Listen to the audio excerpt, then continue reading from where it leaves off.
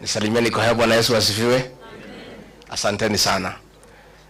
Party leader Eugene Wamalwa, let me also offer my congratulations to you, your NEC and the party of DAP for the unveiling of your offices here today, and I'm honored to have been invited because it's a great milestone in our democratic process, and as we embark on a journey to liberate this country from bad governance, corruption and dictatorship. And I am very elated to join this team of distinguished leaders in this country who have played a significant role in our democratic process. I have come with many senators and members of parliament who we work with as a way of showing our solidarity with this team. I want to give my commitment and that of my team and our supporters, and there are many, they are in millions, that we are part of this team and we'll walk this journey together to liberate this country. And we shall make whatever sacrifices necessary to make sure that William Ruto is a one-term president. People have short memories. President William Ruto has a very short memory. This team here, we sat with him in my house and we assured him that he'll be president and we'll do whatever it takes to make sure he is president. And we worked very hard. And we took him to State House. And when he reached there,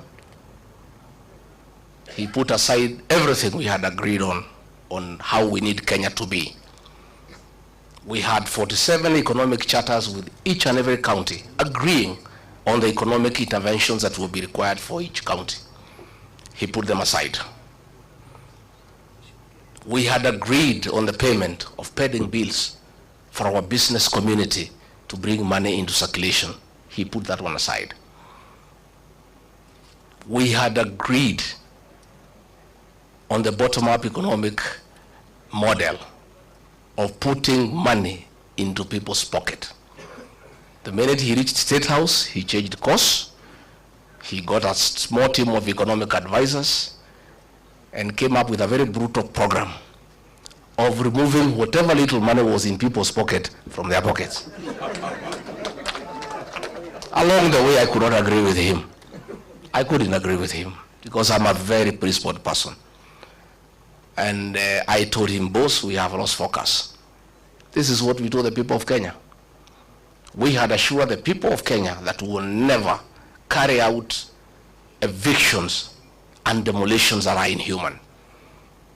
And when he made a decision to evict people from Nairobi River along the line, and the Nairobi River Commission was in my office and he asked me to lead that program, I told him I can't do it because it's against my principle. And he said, you must do it.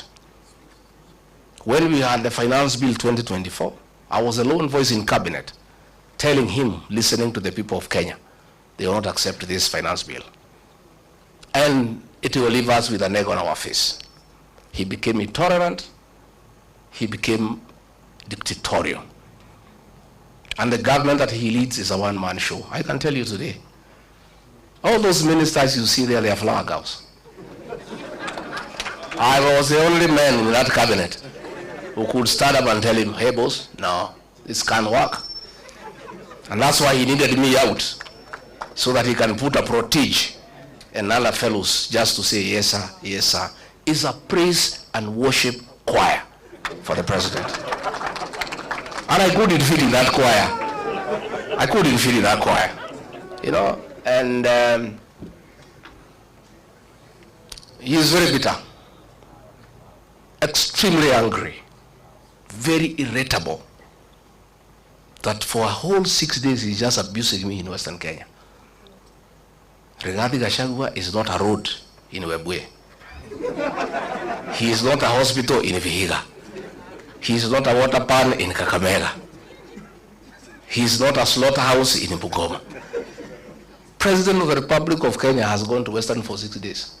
Just talking about Rigathi Gachagua, occasionally Kalonzo Musyoka, because he's bitter that his voting bloc, the one that made him president, the Mount Kenya bloc, is gone and gone and gone forever. And I told him, it is his own undoing. I told him, don't touch the mountain. See the Bible. If you read the Exodus, I told him, don't. Many times. But it's because he has some young MPs he moves around with. Young boys who are born in towns and brought up with Serelak. They don't know the community. So they tell him, no, it's okay, no problem. Mulima ni yako, wewe ulikuja huko mwenyewe. Hawa watu ni wako, hata ukitoa huyu weke huyu hakuna shida. Nikamwambia mimi ni mzee. Hawa watu mimi nawajua. These fellows on the mountain, they hate betrayal and they hate deception. Because of what Mzungu did to them, they hate betrayal. And you yourself, President William Ruto, you are beneficiary of my community's distaste for betrayal. When they decided that Uhuru Kenyatta has betrayed you, they turned against Uhuru for betraying you in their view and voted for you. And you are not one of them. They hated one of their own to support you, and you are not one of their own. If you betray one of their own, you will tell me the story. Today, as we speak, his messages of condolences are unwelcome in the mountain. And you know that's the lowest it can go. You know funerals are very solemn. In my community where I come from, even if it is suspected you had a hand in the death of the person being buried, people still allow you to come and even give condolences. When people say they cannot listen to your condolence, you know it's over. The other day we were in Embu, and they are trying to blame Justin Muturi Bidan because the people rejected his condolence message. The president wrote him abusive messages the whole night, threatening to sack him. But even if you sack Bidan Muturi, nothing will change in that area. Nothing. And I told him, and he cannot say I did not tell him. Because me, I'm an honest man. I sat him down and I said, boss, you believe my now, why he's annoyed is because 47% of his support, 4 million votes, iko nje. Sasa anategemea ati Raila akienda AU, he can transfer zile zake. Zile za Raila zilikuweko za Wiper, they are not there. Ile ya Mlembe is not there. Hii ya Kisii is not there. Huyu jamaa amekwama. Amekwama. And I can tell you, because I know him, he is cornered. Kazi yetu rahisi sana is to stay together and unite our people. Mimi naomba jamii ya Mlembe. Amekuja huko anaita mimi mkabila. Ati ndio mimi nisisaidie nyinyi. Siku nilimsaidia, hakujua mimi ni mkabila. When we voted for William Ruto, we knew he's not a Kikuyu. 87% of my people voted for him. We knew he's not a Kikuyu. 13% voted for Raila Odinga. We knew he's not a Kikuyu. We had our own candidate called Wahiga Mwaura. We never voted for him because we are not tribal. Saa hii ameona tunashikana na watu ya Wiper. Ameona tunashikana na Mlembe Nation. Na hapo Mlembe Nation ndio naona amekwamia hapo. I think it's his last hope. Sasa anakuja huko kusema ati mimi ni mkabila, ati ndio msinikaribishe tusifanye pamoja. President William Ruto, hear it from here, Chui House. The same way Mulima ilisaidia wewe, it is possible tunaweza saidia hii watu ya Mlembe. It is the same way tunaweza saidia huyu Kalonzo. Na sisi hatuna contract na wewe. Then yetu na wewe tulimali. We had intended to pay you in 2 installments. Tukakupatia the first installment, ukagusa Mulima. Hiyo deni ikafanya nini? Kaisha. We owe you no debt. So, anaenda pale Western, anasema tumefukuza huyu Rigathi Gachagua, and he is corrupt. William Ruto, my friend, do you have the moral authority to talk about corruption? And we sympathize with you because juzi kumekuwa na opinion poll on the most corrupt person in the world. And we are unhappy that you are rigged. Instead of giving you number 1, they give you number 2.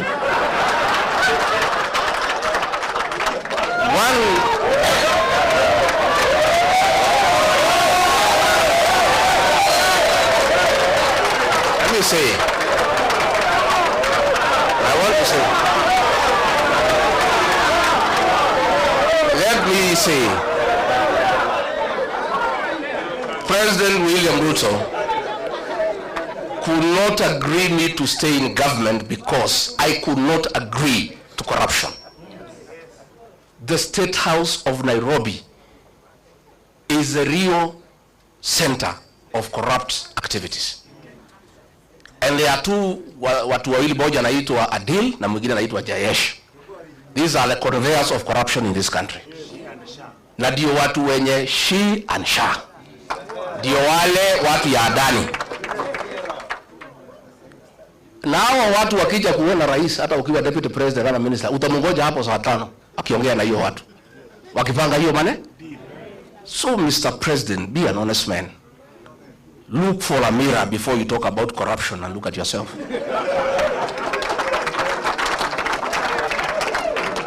If you think the people of Kenya are very intelligent, regarding Gachagua has not been associated with any scandal in this country.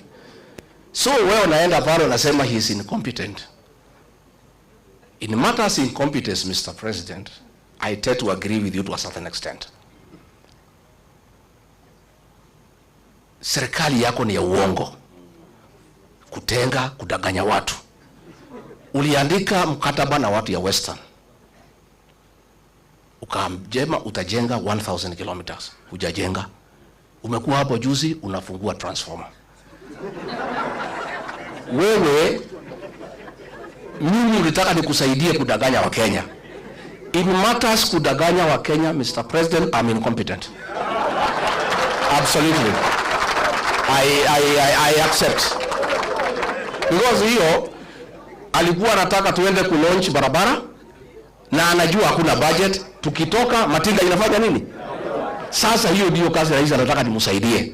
Ndio anasema huyu haelewi programu za serikali. Sasa kwenda kupeleka matinga ukijua hakuna kazi inafanywa, hiyo ni programu ya serikali. He was telling me to go and defend Adani. Tulikuwa na Eugene Wamalwa, huyu mheshimiwa, na Wanyonga kwa mazishi Kitale. Huyu Wanyonga akaamuka, akalima serikali mambo ya Adani, na mimi nakaa tu pale. I don't want to nod because I'm still in office. That Adani thing is the worst form of corruption in this country. So mimi nilipoamuka, I never responded. So one of the PAs ya mkubwa akanipigia simu. Mtu yuko huko, mtu ya 36. Wewe ni deputy president ya saa ngapi? Maana ya deputy president, you speak last. Dio ile maneno yote iko baya ya serikali ukanu. Kwa nini huyo Nyonga alilima serikali mambo ya Adani and you are not defending? Nikamwambia I cannot answer you. Tell your boss to call me. So president amenifikia, nimwambia mimi siwezi. That thing is corruption. I cannot defend it, Mr. President. I cannot. That is why he is saying I was not defending government programs. Sasa corruption, is it a government program? So wanasema ati I'm incompetent. Hii mtu hakuna kitu anaelewa. Sasa kama serikali ni wizi tupu, sasa what is there to defend? Walinipeleka Senate ati nimekataa watu watolewe Nairobi River. Walinishitaki nimekataa watu wafukuzwe Marigiti Market. Those are things I could not do. Ukiangalia hii maneno ya affordable housing, it is the worst fraud against the people of Kenya. And it's good today I tell the country. And those are things he was telling me to go to TV to defend. I told him I will not. Mimi pia nikichwa ngumu. That housing, initially we believed in the president. That ni ya kuleta ajira, nini, maneno kizungu mingi, we looked okay. Until it came to my attention, it has nothing to do with housing. Ni biashara. Ya kwamba PS wa housing ukitaka kujenga affordable housing, you must go and sign a subcontract na kampuni ile tauza simiti na chuma na mabati. Na hiyo kampuni watu wale wakubwa zaidi Kenya wako ndani ya wapi? So this housing levy inatolewa kwa watu ya Kenya is to make sure these houses are going on, ndio hao wauze simiti, wauze chuma, wauze mabati. That is what the president is accusing me of not understanding and being incompetent. Sasa mimi nauliza, na mimi nataka niseme, I want to assure the people of Kenya, this team I see here, and when I listen to the people of Kenya, because I listen a lot, once a new government is sworn in, that housing levy will have to be abolished so that we restore the dignity of the payslip. The dignity of the payslip. Wakenya wamehangaishwa zaidi. Na nimeona mpaka yule mkubwa ya wafanyikazi amekuwa ameingia kwa hiyo praise and worship team. Watu nakazwa mambo ya NSSF, mambo ya haongei. Kazi yake ni praise and worship. Those are the things sisi ambaye tumeshindwa kufanya. So finally ndio nimalize, because I wanted to tell the president, usidanganye wa Kenya. Useme ukweli, tulikosania corruption, because wewe ndio unaeneza corruption na watu yako. Na it is impossible to make any progress in this country unless we sort out this country in terms of leadership. We'll sink lower and lower. Finally niambie watu ya Western, because mimi naona huyo jamaa amekwama hapo kwenu. Nyinyi mko na bahati that we are here to advise you. Alienda kwenu siku 6. Kwetu he was there 6 days out of 7 every week. Hakuna kanisa hajaingia. Hakuna barabara hajui kwa jina. Hakuna soko hajui kwa jina. And you would memorize, we are very impressed. Anataja barabara, Wakikuyu wanasema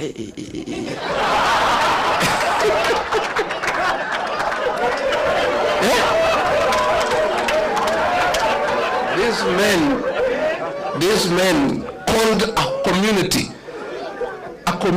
that has pride, a community that's hardworking, that is rich. Watu wamesoma. He called all of us, our bishops, our reverends, our pastors. Hata huyu Waititu na mimi Rigiji, he called all of us. Alikuwa anakuja, Padri Osho. Sasa amekuja kwenu, Musangalele, Mwimalamu. That is the same script. Nyinyi mkikubali mtalia vile watu ya mlima wanalia. All this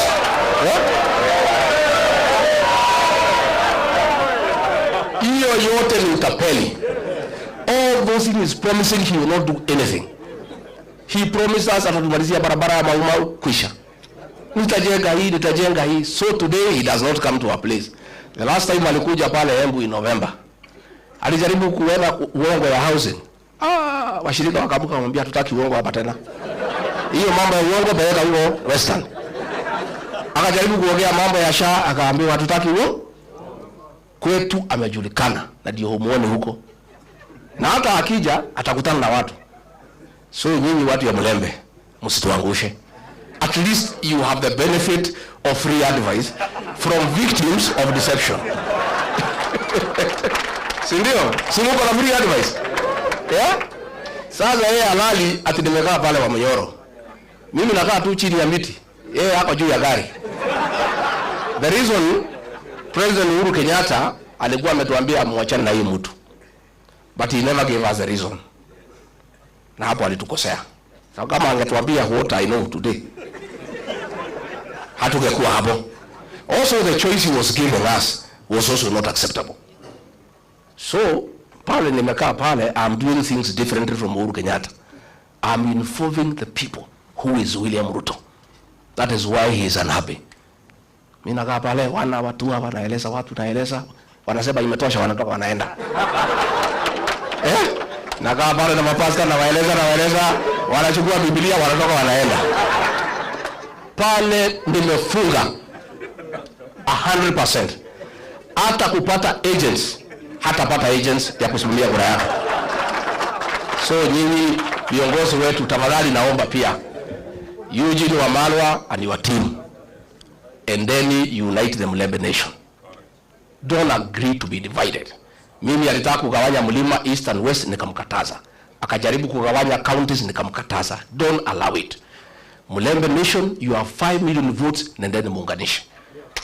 Stephen Kalonzo Musyoka pale Lower Eastern 4 million, nenda uunganishe. Mimi pale sasa ilikuwa 6, nataka nisukume mpaka 8. Sasa Matiang'i waende wasukume pale 2 million. Sasa tukifikisha 15 tuketi. Si ndio? Si tutaketi? And we must not let the people of Kenya down. They were asking, wewe, wananiambia, wewe Rigathi, tenda tafuta marafiki. Kama huyu mtu ametuumiza namna hii first term, kwa bahati mbaya akirudi second term, tutakuwa tunavaa vinyasa. Sasa nyinyi tafuta marafiki, mtafute formula. Na hatutaki kujua ni nani. Mkuje mtuambie formula ni? So we shall be selfless as a team. We shall be selfless. And let us not approach this election with a predetermined mindset. That lazima ikuwe ni mimi ama ni mimi. Wacha tuseme tuko na kibarua ya kungoa hii jamaa. That is the first objective. Let us consolidate our votes, consolidate. Uzuri, payslip holders are 3 million. Na kila, every payslip holder has a minimum influence of 2 people. Those are 9 million people who have a personal issue with William Ruto. Sasa, ongeza Gen Z. Maneno inaisha. So, and I want to, as I sit down, I want to ask our Gen Zs, please, you are doing a very good job, our sons and daughters, on the social media, keeping this guy in check. Continue. But that is not enough. You must take IDs and register as voters. Because the final transformation of this country will happen on the ballot box. Not on a smartphone. The smartphone will create the awareness and create the necessary mood and mobilize people. But the actual transformation of getting the right leadership will happen on the ballot. So we want to ask the Gen Zs and the millennials, please, take IDs, register as voters, and continue what you are doing on the smartphone. Now you are doing a good job. Huyu jamaa halali. Even he was accusing me ati mimi ndio naongoza Gen Z.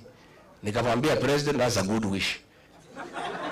If I'm the leader of Gen Z, I'm a very strong leader in this country. Because it's a serious force. So leaders hawa niwapongeze. This journey is not for the cowards and the faint-hearted. This man is angry and therefore dangerous. I must tell you. Alituma watu Limuru walitaka waniue. Mungu akanisaidia. Siku ingine ametuma askari anitupie tear gas huko Shamata. Siku ingine ametuma criminal gang kuumiza bibi yangu. What he must know is that some of us, and he knows as well, of course he is forgetting, when the fourth administration was against him and persecuting us, we stood with him and never feared. Sisi si watu ya kuuziwa uoga, hata tukiuziwa hatuna pesa ya kununua. But I want to tell these leaders, you must be steadfast. You must be on the right side of history. And with these two great leaders, and Matiang'i and the others who come on board, we'll work together. Na tutasaidiana. We'll continue consulting, tutatembeleana. Hivi karibuni, we are also going to unveil our movement. And it's a serious movement. And it's a national movement, but the home of the mountain. Just like every party has a certain home. It's a national party, but with a home. Watu ya mlima wamesema sisi tulienda harusi na gari ya mtu mwingine. Kufika kwa mtu tukaambiwa tushuke. Sasa tunatafuta gari yetu ya kwenda harusi. Sasa kila iko magari hapa. Sasa tutakutana kwa harusi, Mercedes iko, Range Rover iko, magari imejaa wapi? Pale. This UDA, when I make my announcement in another few weeks, will be a shell.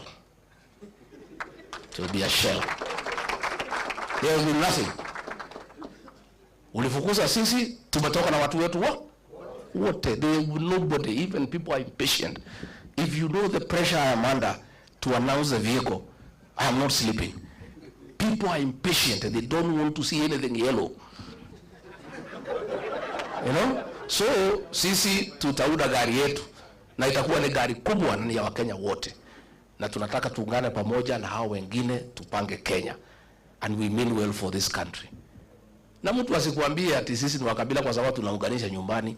You would be stupid to go to the national table before you organize your house. Lazima kila mtu apange nyumba ya. Alafu ndio tuketi kwa meza ya Kenya, si ndio? So we must all organize our houses so that tutengeneze nyumba hii, tutengeneze hii, tutengeneze hii, tutengeneze hii. Yeye is bitter kwa sababu hii yangu alikuwa nafikiria ni yake. Sasa amejua si yake. Sasa ako na machungu. Na there is nothing we can do, hatuwezi msaidia, pole. Wewe omba Mwenyezi Mungu, huyu mzee aende EU kama he can give you his base. I don't know whether loyalty is transferable. Whatever he can give you, you see what to do with it. Hii ya Western naona kama imeenda, Ukabani imeenda, ya Kisii imeenda. Sasa pale kwake tutapambana. Hata sisi tutakuwa hapo. Baba akienda, ile tabaki pale tutangangania na wewe. Si tutangangania? Kwa sababu hata there are some guys who came to see me from Siaya. Wanasema, they came to my house. Wanasema, sikia, Tukiji, sisi, our loyalty is not transferable. Sisi ni watu ya baba. Akishaenda AU, tuko free. Na sisi vile tunaona yeye ni mtu ya kusema ukweli, tunaweza elewa. So, even that Nyanza, baba akienda, will be there also. Because there are also people who want to join the rest of Kenya. So mimi nimefurahi sana and thank you very much, na tumeshukuru. DAP Kenya continue consolidating until Governor Natembea asiuziwe uoga, na hata akiuziwa asinunue. You know they were saying that when they impeach me at I am finished at 2 weeks, alidanganywa na vijana hapo hii ya town. Hii mlima, they have no use for any leader who is not having a position. Tukitoa huyu wanawachana naye, wanachukua yule mpya. Sasa kila siku wanaongea juu yangu. Na bado waacha tuweke gari, tuungane na hao viongozi and then tutembee. Na mwaka hii ya 25 ndio ya kujipanga. 26 ni si ndio? Hii 25 tupangapange and we'll agree so that we have enough members of parliament. We'll sit down so that we don't compete against each other. Kama hii Nairobi we have 17 constituencies. Nilikuwa nafanya hesabu, naona between this team we can take 15 out of 17. Hii governor ya Nairobi tutachukua asubuhi mapema. Within this team here, we just sit down and do proper arithmetic. Nakuru, everywhere, Mombasa, we'll sit down so that we don't fight against each other. Tutapangana vizuri, ndio tuone maisha itakaa namna gani. Otherwise, I want to say thank you very much. May God bless you. Mtasalimiana? Mtakuja kutembea Monyoro? Mtakuja siku gani? Asante.